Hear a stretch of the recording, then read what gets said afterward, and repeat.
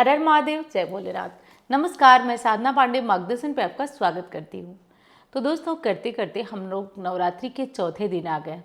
नवरात्रि की चौथे दिन की देवी है देवी कूष्मांडा, और आज पूजा होगी देवी की कूष्मांडा देवी की। कूष्मांडा स्वरूप में हम माँ को पूजेंगे, और माँ का कूष्मांडा स्वरूप अत्यंत ही प्यारा है। यानी ये वाला स्वरूप जो है वो भयानक नहीं बल्कि बहुत ही भक्तों के लिए प्रिय है। और माँ की हंसी से संपूर्ण ब्रह्मांड का अभ्युदय हुआ था। इस कारण माँ की हंसी, माँ की मुस्कान भी बहुत प्यारी है। ये माँ कुष्मांडा का स्वरूप नवरात्रि के चौथे दिन पूजा जाता है।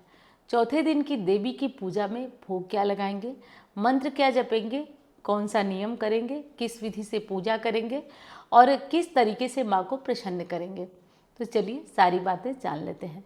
सबसे पहले तो देखिए, नवरात्रि के चौथे दिन की देवी कूष्मांडा की पूजा से पहले आपको कुछ विशेष बातों का ध्यान रखना होता है। जैसे कि देवी की पूजा के लिए ब्रह्म मुहूर्त का समय श्रेष्ठ होता है। तो अब ब्रह्म मुहूर्त का मतलब ऐसा नहीं है कि आप 4-5 बजे ही करें। आप 6 बजे, 7 बजे, 8 बजे तक देवी की पूजा कर लें। ये टाइम, ये मुहूर्त, ये समय काफ़ी विशेष होता है। तो आप इस काल में, इस समय में पूजा कर लें। प्राचीन कथा के अनुसार जब सृष्टि में कुछ भी नहीं था, सर्वत्र अंधकार ही अंधकार था, तब देवी कूष्मांडा ने अपनी हल्की मुस्कान के द्वारा संपूर्ण ब्रह्मांड की रचना की और ब्रह्मांड का अभ्युदय भी किया। इस कारण देवी की पूजा करने में भक्त को प्रसन्नता मिलती है। देवी की पूजा करने से हर मनोकामना तो पूरी होती ही होती है, भक्त के अंदर प्रसन्नता आती है, खुशी की लहर आती है, और जीवन का जो भी अंधकार है वो देवी दूर करती हैं। तो देवी की कथा यही है, और इसी कारण वे सृष्टि की आदि शक्ति, पराशक्ति के नाम से जाने जाने लगी। देवी की 8 भुजाएं हैं, इस कारण वो अष्टभुजी नाम से भी जानी गई हैं। तो दोस्तों, ये थी देवी कूष्मांडा की कथा। अब आइए जानते हैं कि माँ कूष्मांडा को भोग क्या लगाएंगे। तो देखिए दोस्तों, माँ कूष्मांडा को कुम्हड़े की जो पेठा होता है उसका भोग लगाया जाता है, और साथ साथ जो केसर वाला पेठा होता है उसका भी भोग लगाया जाता है। आज के दिन देवी कूष्मांडा की पूजा में कुम्हड़े की बलि देने की भी प्रथा है। कुम्हड़ा जो एक सब्जी होती है जिसको फल भी माना जाता है, उसकी बलि देने की प्रथा है। तो इसे लोग बलि के रूप में भी देवी को देते हैं।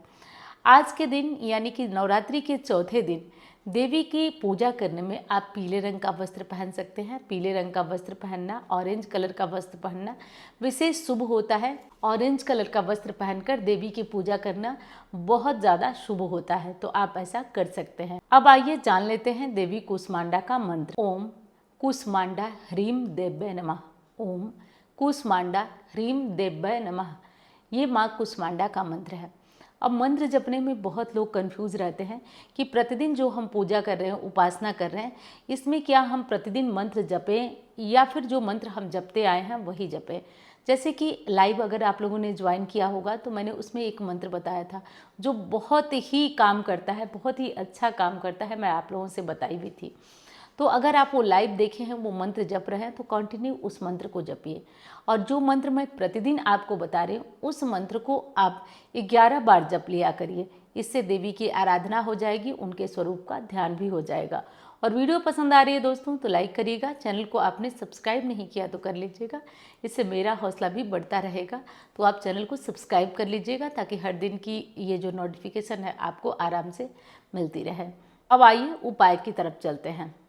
देखिए दोस्तों, नवरात्रि का चौथा दिन जो है वो देवी की पूजा के लिए तो है ही, साथ साथ जीवन में अगर किसी अंधकार से आप जूझ रहे हैं, कोई चीज़ आपकी गड़बड़ है, जैसे पति पत्नी की नहीं बनती है, बेटा बात नहीं सुनता है, बहुत ज़्यादा दुश्मन हो गए हैं, बहुत ज़्यादा परेशानियां हैं, तो आप ये उपाय कर सकते हैं। इससे देवी विशेष प्रसन्न होती हैं। नवरात्रि के चौथे दिन अगर देवी को प्रसन्न करना चाहते हैं तो कुछ विशेष कार्य करिए। कौन सा? तो नवरात्रि के चौथे दिन आप देवी की प्रसन्नता के लिए एक विशेष कार्य ये करिए कि आप अपने घर में छोटी छोटी छोटी छोटी जो कन्याएं होती हैं, कम से कम 2, 3, 4, इनका आह्वान करिए, यानी इन्हें बुलाइए, कन्याओं को बुलाइए नवरात्रि के चौथे दिन बुलाकर। जैसे कन्या पूजन किया जाता है, वैसे तो कन्या पूजन का नियम अष्टमी नवमी पे है, लेकिन विश्वास करिए आज के दिन अगर आप ये कन्या पूजन अपने घर में और कोई नहीं मिलता है, आपकी अपनी बेटी है तो आप उसका भी कर सकते हैं, घर परिवार की कोई बेटी है तो उसका भी कर सकते हैं। आप बुलाकर उसको जो है कुछ खिलाएं, उसके पैर कलर करें, उसके पैर को धोकर पूरे घर में वो पानी छिड़कें। ऐसा करने से आपके घर की नकारात्मक ऊर्जा दूर होती है और आपके घर में सकारात्मकता आती है।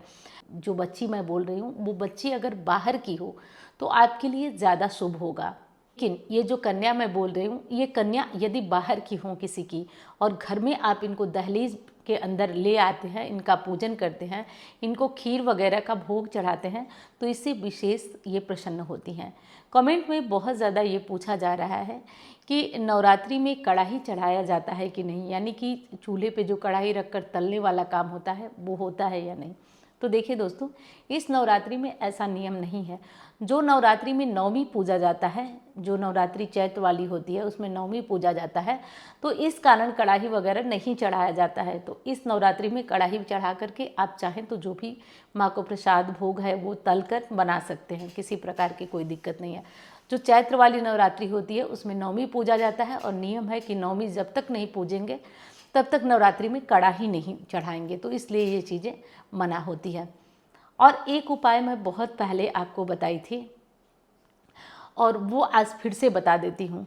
देखिए दोस्तों, आज के दिन हो सके तो आप किसी देवी मंदिर में जाइए। सबके आसपास, घर के, गांव के, सबके बगल में होता ही है कि कहीं पे देवी का सिद्ध मंदिर होगा, कहीं पे देवी का सिद्ध मंदिर तो ज़रूर होता है। आप वहाँ जाइए, यथासंभव देवी की पूजा करिए, जैसे आप पूजा कर सकते हैं वैसे पूजा करिए और वहाँ एक मन्नत मांगिए छोटी सी। कौन सी मन्नत? तो आपको कहना है कि हे देवी, अगर मेरी मनोकामना, जो भी मनोकामना, नौकरी नहीं मिल रही है, संतान नहीं हो रहा है, जो भी मनोकामना हो, आप देवी से प्रार्थना करिए कि हे देवी, यदि मेरी ये मनोकामना पूरी हो जाती है तो मैं आपको कढ़ाई चढ़ाऊँगी।